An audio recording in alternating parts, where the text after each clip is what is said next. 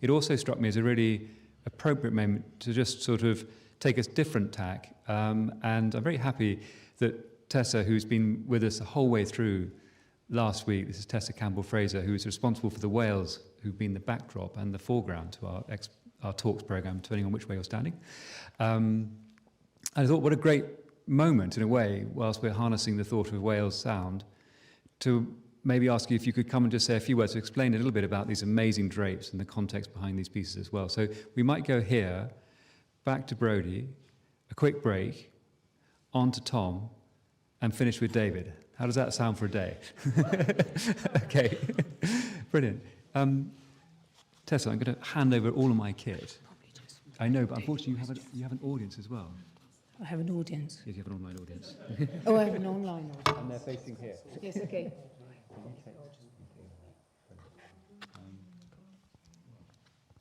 Can you clip that? You bet. By the way, I wasn't warned that I was going to talk today because I talked yesterday. Right. So if I'm no good, please forgive me. Well, you were brilliant last night, which is why you're here again. As my husband said, English is my second language, and I struggle with it. My first language is art, and listening to the speakers today, they're all so inspiring. But one of the things I really notice is people say communication, and we need to communicate.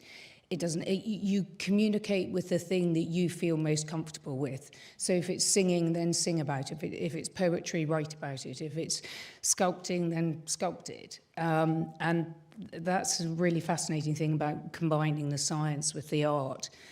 And just listening to, was the little fish that we were to remember this morning called Marina, who came out of the ocean? Well, the sperm whales went back into the ocean. They were a cloven-hoofed type of deer, and they went back into the ocean 15 million years ago. And actually, if you cut a sperm whale open, you will find there's still the leg bone inside the sperm whale. And inside the fins, you will still find finger bones. And I feel I'm turning into a sperm whale because they don't really have a thumb. And one of the reasons I'm now I sculpted for 30 years doing bronze and big life-size racehorses and half-life-size elephants and life-size hippos and huge things in bronze. But over the years, my thumbs have packed up and I am losing the ability to use my thumb and the joint. So I thought I have to find a new way to work because I can't stop working. And I was in my studio and I started folding some fabric I had, and I thought, wow, this is a wonderful new medium because it's something that's two-dimensional, and then I start folding it, and if you fold it with light or you build up layers, you suddenly get a three-dimensional form. And so that was the beginning of the birth of the whales. And then I thought communication.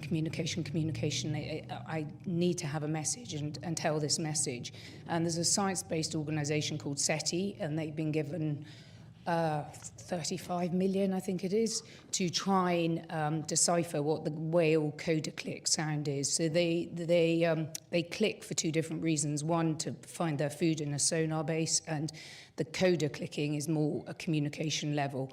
We don't know what they're saying, but SETI are hoping that if they gather enough data, they're going to put it into AI, and they're going to hopefully see if it falls in any of the same pattern formations of human language.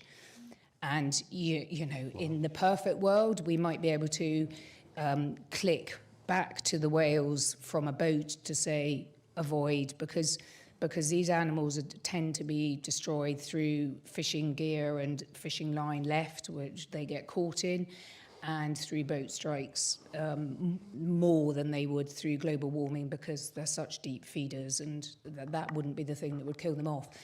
So I thought, right, I need to make these big whales, and I came here and I saw Johnny and I thought, oh, I found the place they're going to be. And then I needed to convince Johnny, who, bless him, he was convinced very quickly, which I thank you for taking faith in them. And I thought I have to make them, and I want to keep my carbon footprint small, and I want to use recycled materials where I can. So they're predominantly made out of hemp fabric, which is one of the fabrics that uses such a tiny amount of water to produce it, so it's very eco-friendly. and there's a bit of scrim in there, but all the bulking out, as someone was talking earlier about the fishing, the ghost net, it's very, very light. And I thought, this is my perfect way to separate layers of fabric, because I needed to have those layers so that you could look through these beasts, and I wanted you to be taken away into another world. And, you know, life is built up of a series of experiences, and those layers are what form and make you the person you are, or the thing you are. So it was a lovely revelation for me doing this rather than bronze, which is an opaque surface. And so I started building up these layers of fabric, and as I say, the bulk of these whales is ghost netting. And lovely Hannah, who's not here today, when I said I'm going to hang an 18-foot whale, and I said, what's my weight load in this beautiful barn? And she said, you can have 150 kilos. And I thought, that's fine. Anyway, we've come in at sort of probably under 45 kilos for the 18-foot whale. So she's very light because she's made up of recycled ghost netting and net and this hemp fabric and some latex for her tail.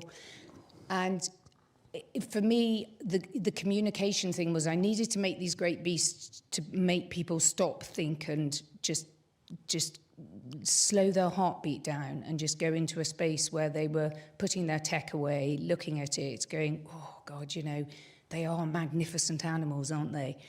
And then I needed to try and translate the communication as an artist. And I think the communication is sort of feeds very majorly through my work. And this coda clicking, I wanted to visualize it for people. And as Johnny was saying, we make so many mistakes, and we go through, take all these different routes, trying to find a way to get to our end goal. And these big banners that you see around the whales, they are actually made purely from coda click. So the clicking sound that the sperm whale makes, which we believe is them communicating with each other on some form or other, I use the vibration of the actual click. I fed it through my speakers very loud in my studio, and I had latex, and the vibration of the latex became my paintbrush. And I used different layers of paint on paint and paint on paper, and through manipulating the vibrating coda, I created these paintings. So these paintings are purely made from whale speech, and some of it has my speech in it because I wanted to have this interspecies communication. I wanted my own interpretation of it. So some bits have the my speech in it, but it was my way of saying, look, visualize this. And when I walk around the show, the areas I like most is when I'm looking through the banner and I'm seeing these sort of sonic coda clicks in front of the whale, and it's almost like the whale is having a conversation with me, and what's it saying? And then I made this very strange computer program where you can type into it and you can say, hello, Mrs. Whale, how are you? Or have you had a good day? And it works out the correct answer, and then it goes up to AI, and AI has the ability to then send it back down to the computer program, which then spits it out in Morse code. So you get replied to by the whale in Morse code. So that was my little sort of circle of science, which, you know, wasn't as successful as perhaps I'd like it to be, but I thought it was a good way of pulling children into it and getting children engaged. And we just need to engage to have the conversation, because once we start talking, we'll find answers. And working with science is just amazing, because it lights up the brain of an artist, you know, because without science and without all those things, we're slightly paddling on the surface rather than delving a bit deeper and finding something that's deeper and more interesting. Like Mella's work just sounds amazing, because she's just taken it down a level, down a level, down a level, down a level, and then it becomes something really very sort of sacred when you know that that's made with whalebone. You know, it becomes something so precious to us, and that's what we need to see our planet as, something so precious. So we just need to engage, and I hope these whales engage with people and make them stop and think, and I hope you look at the banners and wonder what they're saying. So, Right, yeah, you just did brilliant.